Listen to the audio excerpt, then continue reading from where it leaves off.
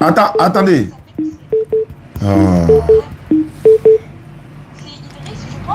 Non, c'est pas Idriss. Iblis. Iblis. Iblis, c'est ça? Ouais, Iblis. Dans le Coran, vous savez que son histoire est différente dans la Bible, par exemple, de quand il a désobéi à Dieu. C'est un peu similaire, mais c'est différent. Oui, en fait, la désobéissance d'Iblis n'est comme le cas Iblis. Allah nous a mis en garde de ne pas le suivre, de le prendre comme un ennemi, parce que lui, il est un ennemi d'Allah. Il a induit Adam en erreur et sa femme en erreur. Donc, c'est pas parce que Iblis les a induits en erreur qu'ils ont commis le péché ou encore ils ont commis l'erreur et que c'est ce péché-là qui nous suit. C'est pas, ça n'existe pas en islam, ça. Parce qu'il faut... Oui, je sais, dans l'islam, ça n'existe pas, oui. Voilà, donc ils se disent non, comme c'est un péché infini, il faut un sacrifice infini. Il faut un sacrifice immense, infini en fait. Donc c'est un sacrifice parce que, infini. en fait, dans la Bible, l'histoire est différente. Dans l'islam, ça va s'arrêter. Au naturel, il a péché, ça va être de sa faute, c'est son problème. Oui, mais c'est ce que la Bible et le Coran ont dit, ma soeur. Deutéronome 24, 16, je viens de donner les références. Deutéronome 24, verset 16, le père ne porte pas le péché du fils, le fils ne porte pas le péché de son père, chacun meurt pour son péché. C'est ce qui est clair, c'est pas nous qui l'inventons. Et c'est ce que le Coran dit. Surat 35, verset 18, surat 39, le verset 7, et il y a deux autres sourates encore. Voilà, donc... Oui, voilà. Le Nouveau Testament le confirme aussi, il dit car tous ont péché et sont privés de la gloire de Dieu. Voilà. En gros, on parle du péché originel. Le péché originel, c'est le fait que Iblis, je vais utiliser ce nom-là, Iblis est désobéi à Dieu. En fait, il a voulu être son propre Dieu, ce qui était contraire à la volonté de Dieu, et donc par ce choix-là, il a créé ce péché originel dans son cœur. Et donc Adam, en désobéissant à Dieu, s'est mis sous son autorité. Donc ça va être une affaire spirituelle dans la Bible. Si Adam se met sous l'autorité d'Iblis dans la Bible, dans ce cas-là, toute personne qui naît d'Adam, qui est toute la lignée d'Adam, se met sous l'autorité. Je ne sais pas si vous remarquez, par exemple, dans la sorcellerie, si une personne pactise avec le diable, toute sa famille est touchée, sans même que sa famille le veuille. Non, en tout cas, même s'il est non, si quelqu'un sympathise avec le diable, c'est pas toute sa famille. Moi, je connais des gens qui ont pactisé avec le diable et la famille... Il y a des gens, ils pactisent et leurs enfants sont attaqués, vous voyez? Parce que les démons... C'est pas partout, madame. Il ne faut pas faire ça un cas général. Je dis, comme vous croyez en Jésus, et qu'il est venu prendre cette soi-disant malédiction que Dieu a mis sur vous, dans le sens où la femme va accoucher avec douleur, moi je veux savoir, malgré la croyance en Jésus, pourquoi vous continuez d'accoucher avec douleur et vous allez accoucher avec douleur jusqu'à la fin du monde, malgré que vous croyez en Jésus qu'il a pris cette malédiction-là? La douleur est toujours là. Pourquoi? C'est ce que je suis en train de vous expliquer, que il ne s'agissait pas de ça, mais du péché originel. Ben, maintenant, si le péché, mais c'est le péché originel, puisque c'est parce qu'ils ont désobéi, ils ont mangé la pomme, le fruit interdit, j'allais dire. Le péché originel, c'est la désobéissance, le fait de vouloir faire ses propres choix ou vouloir faire les choses par ses propres efforts, sans l'aide de Dieu, sans être soumis à Dieu. Ce n'est pas ce que la Bible dit, hein. C'est la désobéissance d'Adam et Ève, là. C'est pour ça que vous... C'est pour ça que c'est à cause de leur péché que vous... On dit tout le monde est né pécheur. À cause d'Adam, c'est pas lui qui est notre premier père. Ce n'est pas vouloir faire sa propre volonté. Non, c'est pas ça. Parce que Adam a péché. Donc, comme Adam a désobéi et qu'il a péché, ce péché-là nous suit. Et tant que nous n'allons pas croire que Dieu envoie son fils venir se donner en sacrifice pour prendre ce péché, le péché est toujours derrière nous. C'est l'enseignement des chrétiens. Ce n'est pas Dieu qui l'a dit ça. C'est ce que je veux dire. Ça, c'est pas Dieu qui a dit ça. Nulle part. Parce que dans la même Bible, je répète le verset. Personne ne prend péché de l'autre. En d'autres termes, si Adam a péché, c'est pour lui-même. Mais ma soeur, aujourd'hui, là, il y a des... Dans la Bible, est-ce que les gens se mettent sous autorité d'autrui? Sur autorité d'autrui, je comprends pas. C'est-à-dire que dans la Bible, est-ce que c'est possible de se mettre sous une autre autorité? Est-ce que ça fonctionne en je désobéis, ou est-ce que ça fonctionne en je me mets sous une autorité? Non, se mettre sous une autorité n'a rien à voir avec la désobéissance de Dieu. Les prophètes, là, on les obéit. On obéit aux prophètes, on se met sur leurs autorités, on obéit aux prophètes, les recommandations, on suit. Mais c'est dans la même lignée, puisqu'ils sont les représentants de Dieu sur terre. D'accord. À qui Adam a obéi en désobéissant à Dieu? À qui Adam a obéi, c'est-à-dire? C'est Satan qui l'a trompé. C'est le shaitan qui l'a trompé. Sous quelle autorité? C'est ce que j'ai dit. En soi, oui, c'est une tentation. Donc, en fait, si je te dis quelque chose et tu respectes, donc tu obéis.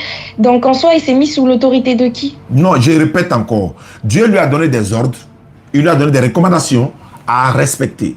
Le diable est venu l'induire en erreur. C'est pas vrai. Dieu dit que si vous mangez les fruits là, vous allez devenir comme c'est faux. Voilà ce que Dieu a dit, voilà ce qu'il a dit. Il les a trompés pour les mettre en erreur. Si n'eût été la présence de Satan, est-ce qu'ils allaient être trompés? N'eût été les actions menées par le diable, est-ce qu'ils allaient désobéir? Non, ils allaient obéir. Mais il fallait que le diable vienne pour les induire en erreur. Donc il les a induits en erreur. Voilà, c'est ce que je vais dire. Maintenant, moi, je reviens toujours. Voilà, moi, je reviens toujours. Voilà, moi, je reviens toujours. La douleur de l'enfantement, vous l'avez toujours. Malgré que vous croyez que Jésus a pris cette malédiction, pour quel but vous avez toujours la malédiction? Ce qui veut dire que Jésus n'a rien pris. C'est ce que ça veut dire, en fait. Jésus n'est pas venu pour prendre le péché de quelqu'un. Il est venu pour enseigner ce que Dieu lui a dit d'ordonner et d'interdire. C'est le rôle de tous les prophètes. Celui qui croit, il croit. Celui qui ne croit pas, c'est fini. C'est le rôle des prophètes, ça. Il obéit, il n'oblige personne à... Est-ce que je peux répondre par rapport à la douleur de l'enfantement, du coup? Il n'y a pas de souci. souci. Dans ce sens, parce que moi, je considère que c'est pas de ça que ça parlait, mais si on part dans ce sens, vous êtes d'accord que les prophéties de la Bible peuvent s'accomplir dans longtemps? Oui, mais il y a beaucoup de prophéties de la Bible qui ne se sont pas accomplies, plein. Il y en a plein. Vous connaissez la Oui, d'accord. Vous connaissez la péridurale? Non, c'est quoi? C'est un moyen d'accouchement sans douleur. Oui, mais ça, c'est de façon charnelle. Ça, c'est de façon charnelle. Oui, dans l'islam, on dit bien que c'est Dieu qui a donné l'intelligence à l'homme et qui crée tout, du coup. Non, moi, attends, est-ce que accoucher avec douleur, là, est-ce que Dieu a dit, vous allez accoucher avec douleur, mais quand la médecine va arriver, ça ne va pas arriver? Non, c'est pas de ça que je parle. Même, il y a des femmes qui tombent enceintes sans coucher avec un homme. Hein, comment on appelle ça en français? Je sais pas, insémination, mais quoi là? Il faut ces trucs comme ça. Mais ça arrive. Mais moi, c'est pas de ça que je parle. J'ai dit, votre croyance spirituellement là, c'est que Jésus est venu mourir pour vos péchés. Ça n'a rien à voir avec la médecine. Est-ce que bien sûr. Voilà, c'est de ça que je parle. Moi, je parle du côté spirituel, toi, tu parles du charnel. Non. La Bible. Parce que je parlais du côté spirituel tout à l'heure. Vous m'avez parlé à côté charnel, parce que du coup, on parlait de l'enfantement, c'est charnel. Mais si on part sur le charnel, je vous explique que charnellement aussi, c'est comme si Dieu avait donné l'intelligence aux hommes pour qu'ils créent la péridurale, le moyen d'accoucher sans douleur. Donc, ce qui veut dire que la croyance que Jésus est venu prendre cette douleur-là n'est pas vraie. La croyance en Jésus qui vient se donner selon eux pour que cette malédiction de l'accouchement, des douleurs, etc., vous soit enlevée, c'est pas vrai. C'est pas vrai. C'est ce qu'il y a là. C'est là la vérité. Selon vous ou selon la Bible? Selon la Bible. Selon la Bible. Parce que pourquoi? Pourquoi je le dis? J'ai dit que les femmes, non seulement accoucheront, moi je parle de façon naturelle, hein, elles accouchent avec douleur. Elles vont le faire jusqu'à la fin du monde. Mais malgré qu'elle croit que Jésus est venu prendre cette douleur, cette malédiction, pourquoi la douleur continue? Malgré qu'elle croit en Jésus. Alors ça, ce n'est pas de façon à aller à l'hôpital. Je ne parle pas de ça. Ta croyance, la croyance n'est pas physique. Hein? La croyance, ce n'est pas une chose physique. Mais bon, je pense qu'il est presque l'heure de la prière. Dans 5 minutes. Okay, voilà, mais moi, j'ai une dernière question à vous poser. Ma soeur, qu'est-ce qui vous empêche, vous? Je veux savoir une seule chose qui vous empêche à devenir musulmane. Une seule chose. La Bible. C'est la Bible qui vous empêche? Oui. C'est-à-dire? Ça m'empêche pas, j'ai le choix. Mais la Bible, parce que pour moi, la Bible, elle est réelle. Non, est-ce que vous avez compris mon message? Il dit, est-ce qu'il y a une chose que vous n'aimez pas dans l'islam? C'est la raison pour laquelle vous ne voulez pas devenir musulmane. Bon, en d'autres termes, qu'est-ce que vous reprochez à l'islam? Je veux savoir, qu'est-ce que vous reprochez à l'islam? Qu'est-ce que vous reprochez à l'islam? Qu'est-ce que je reproche à l'islam? En soi, il y a des petites choses que je peux reprocher à l'islam. Ouais, un exemple. Donne un exemple. Donne un exemple. Un seul exemple. Un seul exemple? Les contradictions au niveau du raisonnement. Je parle de l'islam, toi tu parles des hommes. Le raisonnement des hommes, chacun a son raisonnement. Non, de l'islam. Je parle de l'islam. Je ne comprends pas. Raisonnement, ça veut dire quoi? Quelle contradiction? Parce que par exemple, je connais pas les versets à la source, mais je peux les chercher. Mais par exemple, dans certaines sourates, on voit que par exemple, les hommes peuvent coucher avec leurs esclaves sous leur consentement et dans d'autres sans leur consentement. Ah, et ça d'accord. me...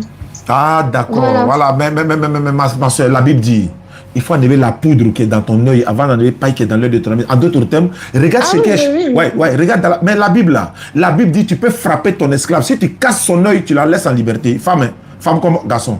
Mais vous ne voyez pas ça. Vous parlez de coucher avec esclave. Le Coran dit on peut marier esclave. Mais la Bible ne peut pas. La Bible n'a jamais dit de marier esclave. La Bible dit l'esclave doit obéir à son maître comme on obéit au Seigneur.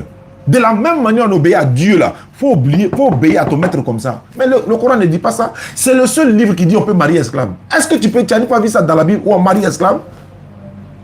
Non. Et puis elle a dit de payer sa dot. De payer sa dot.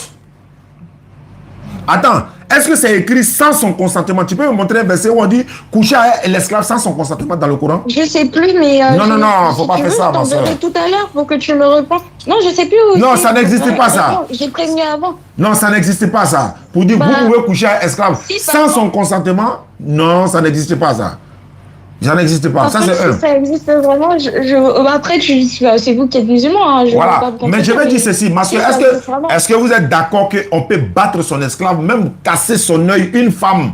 Moi, je prends le cas des femmes toujours. Une femme, si son maître là-bas, elle lui casse son œil, il doit la laisser en liberté. C'est biblique. Est-ce que vous êtes d'accord avec ça?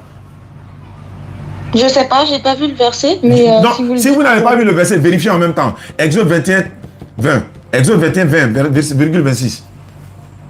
Parce que si vous voyez ça dans la Bible et que vous êtes toujours chrétienne, moi je me pose des questions. Si c'est à cause de marier esclave dans le Coran, vous n'êtes pas musulmane, alors qu'on vous dit dans la Bible de frapper l'esclave, casser son œil, mais vous êtes encore chrétienne, dans la même Bible, on dit si ton enfant est indocile, il ne respecte pas les parents, il n'écoute pas la voix des sages, on a tout fait, on l'envoie auprès des sages, on l'envoie auprès des sages et qu'il n'écoute pas, l'enfant là doit être mis à mort, selon la Bible. D'accord, mais je suis chrétienne grâce à Jésus. Jésus n'intervient pas dans l'Ancien Testament. Vous m'avez cité Nombre. Moi, je vous ai dit Bible. Madame, je vous ai parlé de Bible. Je n'ai pas dit Jésus. Je vous ai dit Bible. Vous m'avez dit tout à l'heure.